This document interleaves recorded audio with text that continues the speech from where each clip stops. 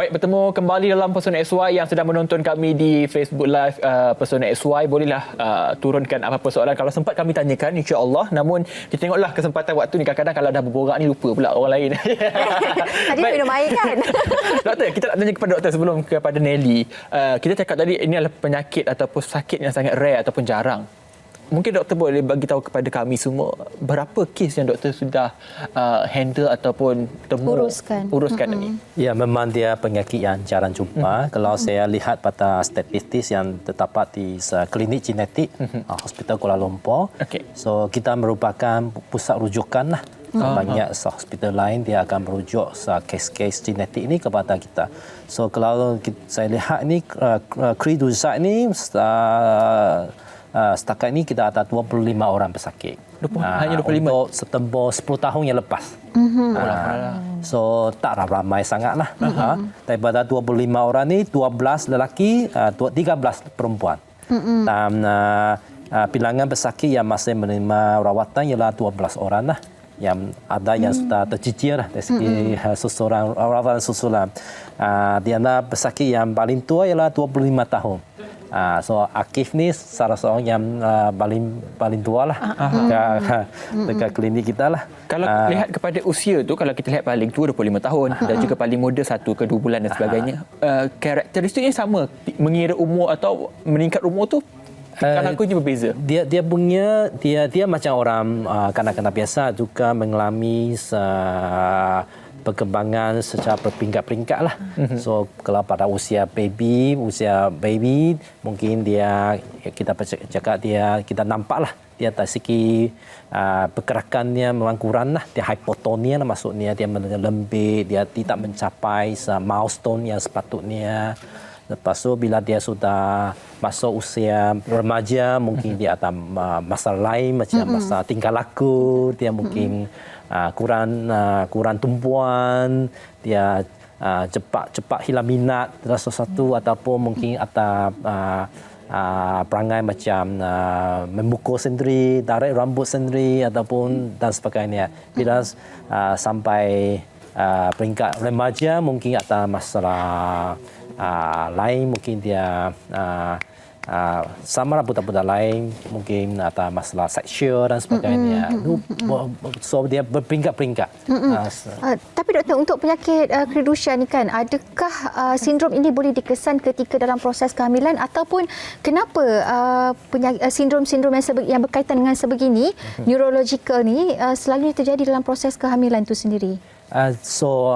Untuk mengesan, untuk mendiagnose Kriduzat syndrome ni, kita kena buat ujian kromosom untuk menunjukkan dia ada kehilangan daripada kromosom nombor 5. So ujian kromosom memang boleh dalam peringkat kandungan pun kita boleh buat melalui prosedur yang kita panggil amniocentesis ataupun chorionic reassembly. Ada 2 cara ni, kita boleh ambil sampel daripada janin tu untuk buat ujian kromosom. Tapi biasanya prosedur macam ni bukan rutin.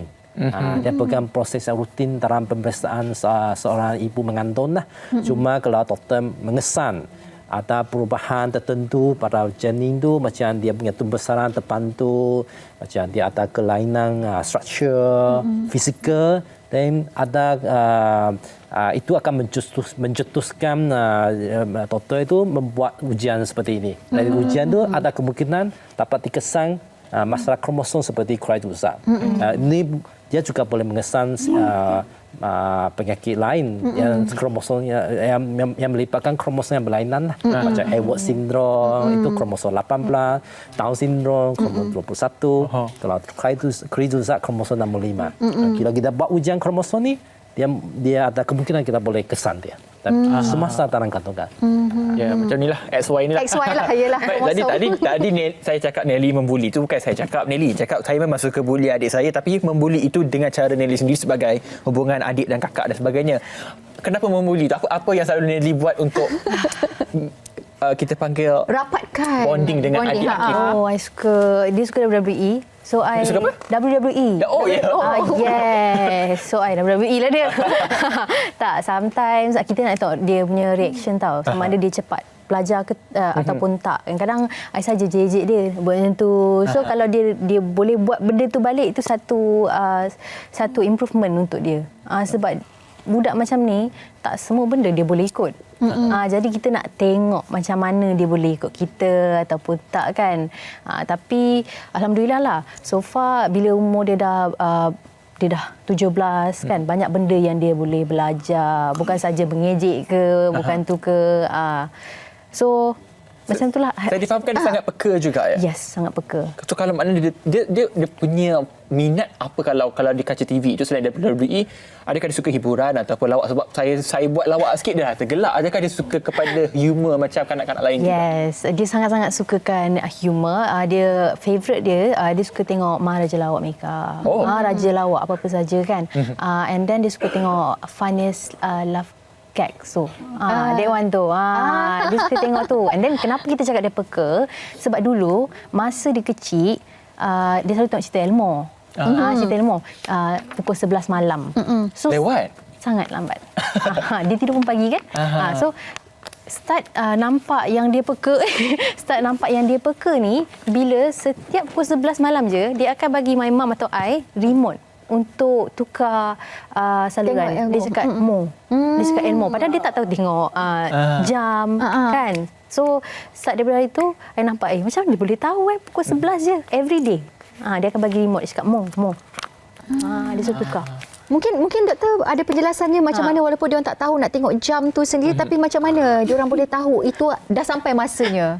So mungkin dia ada macam insting lah, personal insting lah. Dia tahu apa tu apa yang waktu dia. Dah sampai masanya. Okey, macam Nelly sendiri ada rutin tak? Rutin yang dibuatkan bersama dengan Akif, dengan keluarga tu sendiri? Okey, Akif ni kalau semua tak tahu lagi, dia tidur pagi. Dia bukan tidur malam. So itu cara dia tidur. Itu cara dia tidur daripada dia lahir pun. Memang tidur dia songsang. So I pernah buat live malam, orang tanya kenapa dia tak tidur lagi. Saya cakap dia memang walaupun you paksa, inilah akan jadi, dia akan terkesan. Yes, kalau kita paksa. So dia tidur memang pagi, sama ada 6 pagi boleh, 9 pagi pun boleh jadi, 10 pun boleh. So dia akan tidur time tu. After dia tidur, dia bangun pukul 1 ke pukul 2. Dia bangun je, memang the first thing dia akan bangun, dia akan minum susu. Tapi bukan dalam botol lah. Dia akan minum dalam cawan. Dalam cawan, dia dah minum, dia tidur balik. Dia selubung balik dalam selimut dalam sejam, lepas tu baru dia bangun balik. And then, itulah macam itulah rutin dia. Dia bangun, dia mandi, dia makan, tengok TV. Dia tengok TV. Kalau belajar pula macam mana? Macam contohnya macam kanak-kanak normal yang lain kan, kita akan belajar. Macam dia sendiri macam mana? Okay. I pernah bacakan buku cerita dekat dia. Dia punya reaction memang you tahu, I baca dia cakap mengantuk. Dia cakap dia enjoy benda tu. Dia cakap ngantuk. Lepas tu dia kena ubah cara baca lah. Karakter tu. Tak ada. Dia budak macam ni, dia tak suka belajar sangat. Dia suka belajar kalau muzik semua tu dia sukalah. Belajar cara lain lah. Ya, belajar cara lain. Tapi I apa-apa pun I tak adalah belajar nak ajar dia 1 tambah 1 2, tak ada. Baru terfikir tu. I ajar dia cara kemahiran hidup dulu. Macam mana dia nak pegang sudu, macam nak makan, macam mana Akif nak buka pipe kan. So anything dia boleh buka pipe, macam mana nak pakai kasut. So macam itulah the basic things dulu. So dia akan mudahkan kita nanti. Akif Dia dah berjalan-jalan. Saya nampak dekat Akif TV nampak dia. wajahnya di kaca TV lah. Sebab Akif ni difahamkan suka bergaya juga. Yes, dia sangat-sangat suka bergaya. Dia dah lari dah.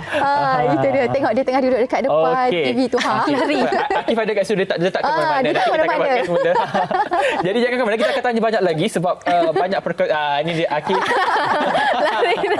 Dia nampak dia kaca TV Ya Allah, ya Tuhanku. Jadi itulah dia. Bukan mudah juga sebenarnya untuk Nelly menjaga, tapi perlukan kita panggil apa? Kesabaran. Kesabaran yang tinggi. Semangat yang tinggi. Jadi kita rehat dulu sekali lagi. Kita akan tanyakan banyak lagi kepada Nelly dan juga doktor berkenaan dengan apakah rawatan susulan dan sebagainya. Dan banyak lagi. Jangan ke mana. Kembali selepas ini Zahira dalam Persona SY Serasi di hati. Persona XY.